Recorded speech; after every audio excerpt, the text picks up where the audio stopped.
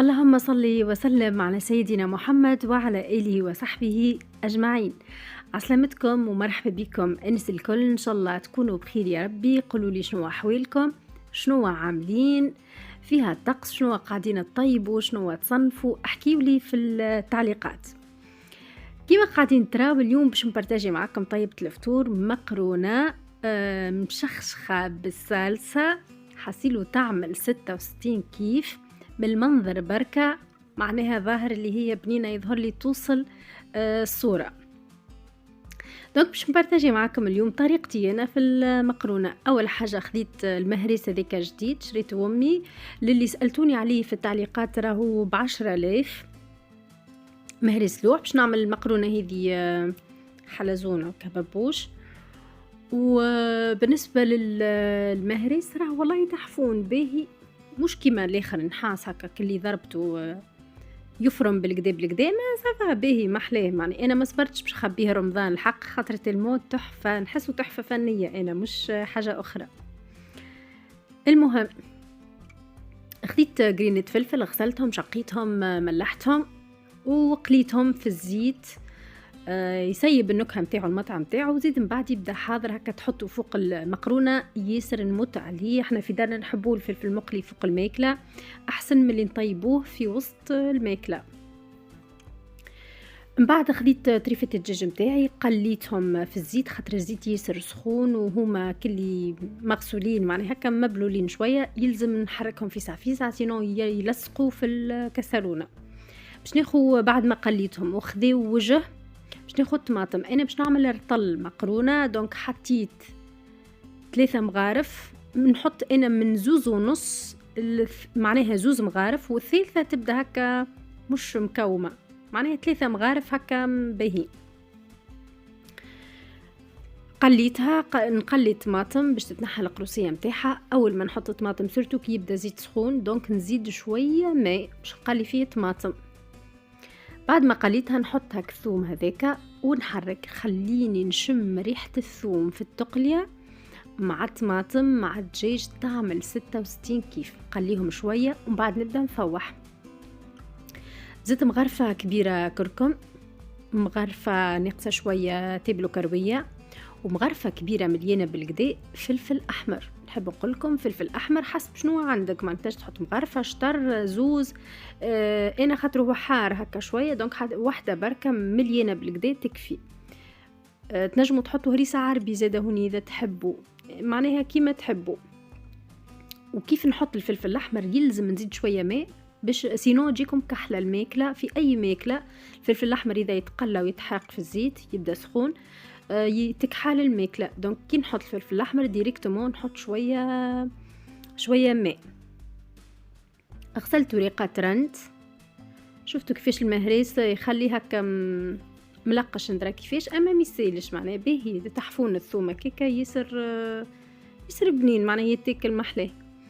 المهم كملت التفويحه متاعي. الفلفل اكحل ما حبيتش نحط الحقيقه، ما نحبش تجيني حاره. نقعد حطيت الماء المقرونه يسخن، هكا الماء اللي يسخن نحطه بزيد، وكل مره نغرف لوش ماء سخون ونحطه على الصلصه متاعي ونخليه يطيب شويه متاع دريج ونص، ونعاود لوش اخر.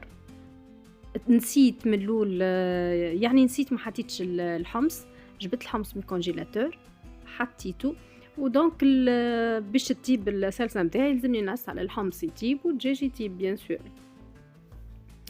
قلت لكم شفتوا الدجاج والحمص معناها يطيبوا، شفتوا المرقه قداش الكونتيتي نتاعها، يطيب لي الدجاج مع زيد نغطيها كل مره تطيب بالكدا، وكل مره نزيد لوش. من انا بيان سور كيف الناس الكل يظهر لي المقرونه من مش هكا اللي نحطوا لها برشا ماء تمرقها ما تتمرقش، يلزمك تزيد باللوش شويه وتزيد شويه وتزيد شويه وتزيد باش تجيك بنينه. سينو يا سيدي شهيتها اليوم وعاملة عليها بون كيف. جبت لها فلفل برعبيد عملته مالح، وراني هبط لكم الحلقة متاع فلفل برعبيد ناجحة، طريقة ناجحة سهلة ما فيها حتى شيء، أسهل منها ما فماش والله. كي طيبت المقرونة هذه طيبت قبل ما نهبط لكم فيديو المالح، خاطر عنده برشا هذا يمكن عنده شهر كيكه ولا قداش، وجبت باش حبيت نزين منه على المقرونه. يا اخي تفكرت لي انا ما هبطتهاش الحلقه نتاع المالح، قلت تيا خليني نهبطها، معناها الويش ما هبطتهاش بربي، دونك هبطتها. راهو محلاه مقرمش بنين، محلاه تحفون على الاخر، من غير خل ومن غير تزيدوا حتى شيء. اسهل حاجه تملحها هي فلفل برعبيد، ساهل ساهل ماهل ما فيه حتى شيء. تو خليكم الفيديو في الاخر باش تتفرجوا فيه. اما كما نقولوا في حاجات هكا تعملهم باش يجيكم ناجح، باش يدوم لكم اكثر، باش يصبر ويبدا هكا شاد روحه بالكدا. التفاصيل الكل متاعه وطريقته الكل خليتكم في الفيديو تفرجوا فيها. اما سهره وخاطر ما فيش الاضافات. اش معناها اضافات؟ معناها مش كيما تملح مثل الفاريانت تزيدها شويه فلفل كحله وشويه ثوم شويه ندرى شنو.